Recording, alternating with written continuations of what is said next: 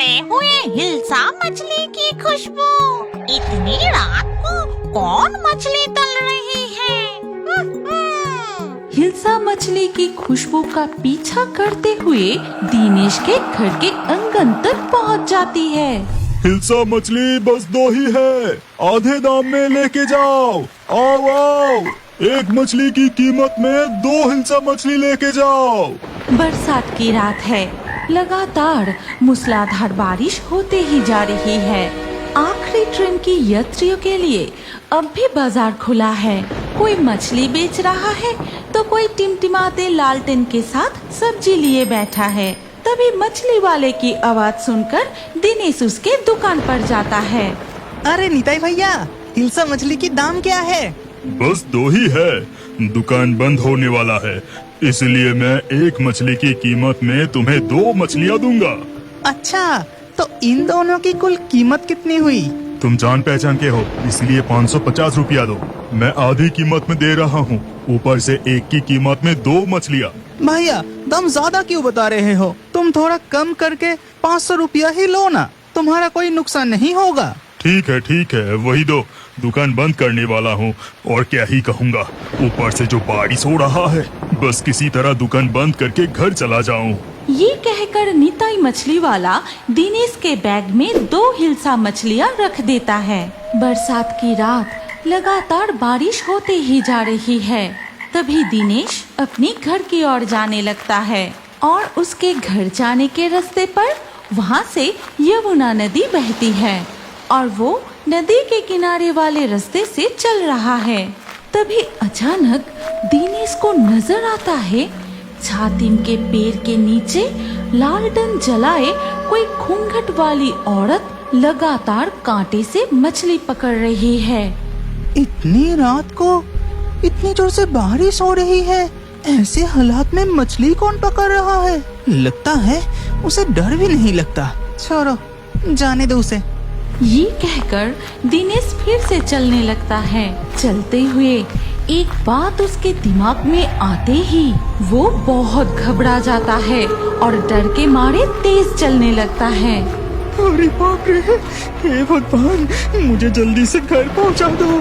इतनी तेज बारिश में उसकी लालटेन जल रही है। वो इंसान तो नहीं हो सकता, जरूर वो कोई पिशाच है। दिनेश हड़बड़ाते हुए घर पहुंच के जोर जोर से दरवाजा पीटकर पत्नी को बुलाता है। भाग्यवान, भाग्यवान, जल्दी दरवाजा खोलो, खोलो दरवाजा। तुम सो गई क्या? अरे, तुम जरा सा सब्र नहीं कर सकते क्या? अरे बाप रे, बाहर कितनी जोर से बारिश हो रही है, तुम भीग तो नहीं गए? अंदर आओ। माधुरी उसकी साड़ी के आंचल से पति का सिर पोंछ देती है। नहीं, मैं भीगा नहीं हूँ। भाग्यवान, आज मुझे सस्ते में 2 हिल्सा मछली मिल गई। तुम इन्हें अच्छे से पकाओ, हम दोनों चावल के साथ खाएंगे। ओहो, इतनी रात हो गई, इस वक्त मुझे तुम्हारे लिए मछली पकाना पड़ेगा। माधुरी बैग लेकर रसोई में चली जाती है। उधर निताई मछली वाला दुकान बंद करके उसी नदी किनारे के रास्ते से घर लौट रहा था। तभी अचानक निताई देखता है कि कुछ मछलियाँ रास्ते पर आ गई है। अरे, मेरी तो किस्मत खुल गई, जल्दी से समेट लेता हूँ, कल सुबह दुकान पर बेच दूंगा। ये कहकर निताई मछलियाँ बैग में भर लेता है।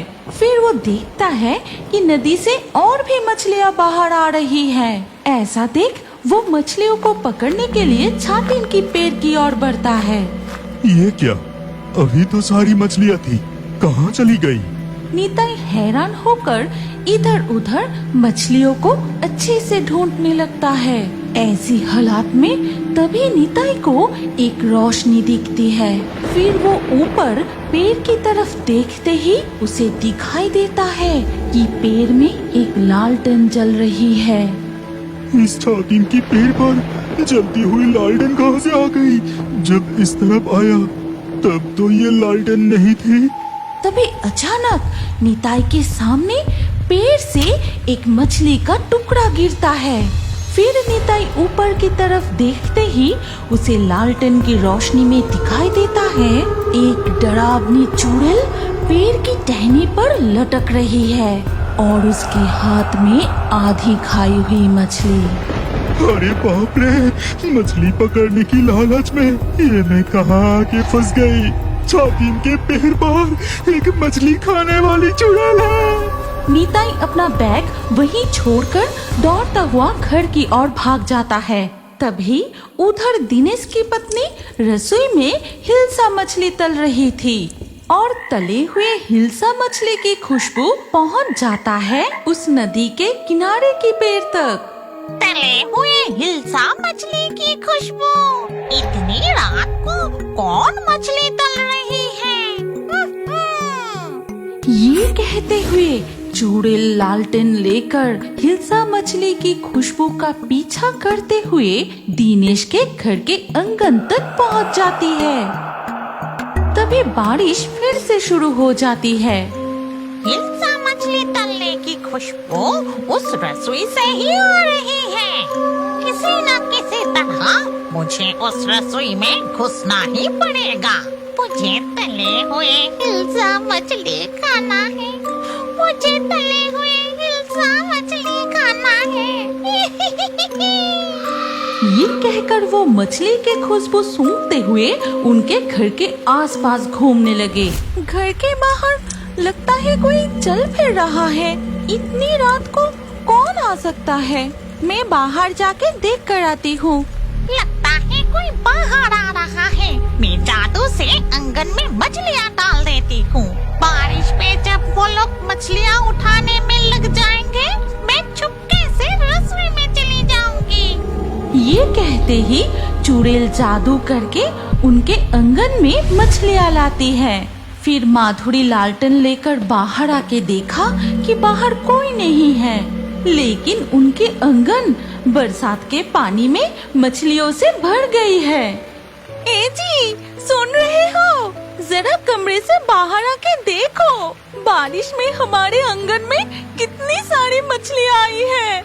माधुरी की आवाज सुन के दिनेश घर के बाहर आके देखता है कि बरसात के पानी में उनके आंगन मछलियों से भर गई है। अरे खड़े खड़े देख क्या रहे हो? मछलियों को पकड़ो, नहीं तो भाग जाएगी।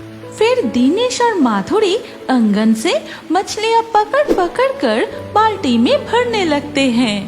उसी मौके का फायदा उठाकर लालटेन चुड़ैल चुपचाप उनके घर में घुसकर सीधा रसोई में चली जाती है।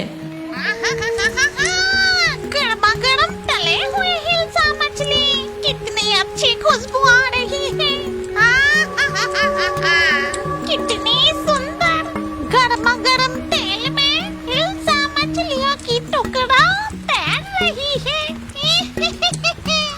इतना कहकर चुड़ैल कढ़ाई की गरम तेल से तले हुए हिल्सा मछली निकलकर खाने लगती है।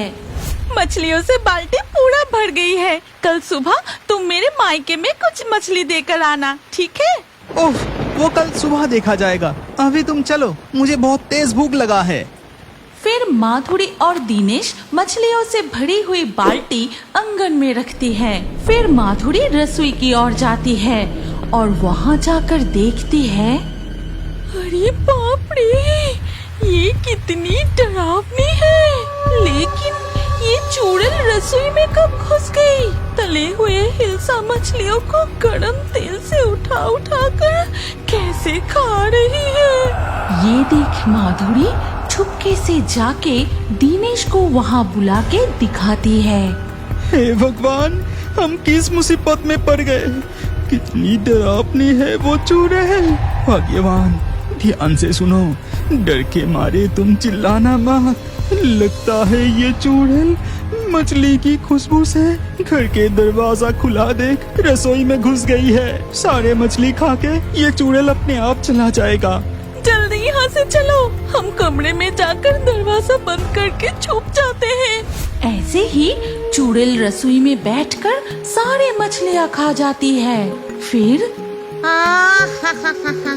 कितने बरसों बाद किसी गृहस्थ के घर बैठकर किसी मेहमान की तरह इतनी स्वादिष्ट तली हुई हिल्सा मछली खा रही हूँ। मेरा पेट, मेरा मन बिल्कुल भर गया। इतना कहकर चुड़ैल उसकी लालटेन लेकर रसोई से निकल जाती है। फिर उनके आंगन से चलते हुए पहुंचते हैं यमुना नदी के किनारे। फिर माधुरी और दिनेश कमरे से निकलकर रसोई में जाके देखते हैं कि चुड़ैल वहाँ पर नहीं है और आंगन से उठाए हुए बाल्टी में रखे सारी मछलियाँ गायब हो गई हैं। बाल्टी बिल्कुल खाली। अगर आप इस कहानी के अगले भाग देखना चाहते हैं तो कमेंट में नेक्स्ट पार्ट जरूर लिखिए और हमारे fairy Toons Hindi Facebook page को अभी फॉलो कीजिए। अगर ये कहानी अच्छी लगी तो लाइक करके शेयर कर दीजिए।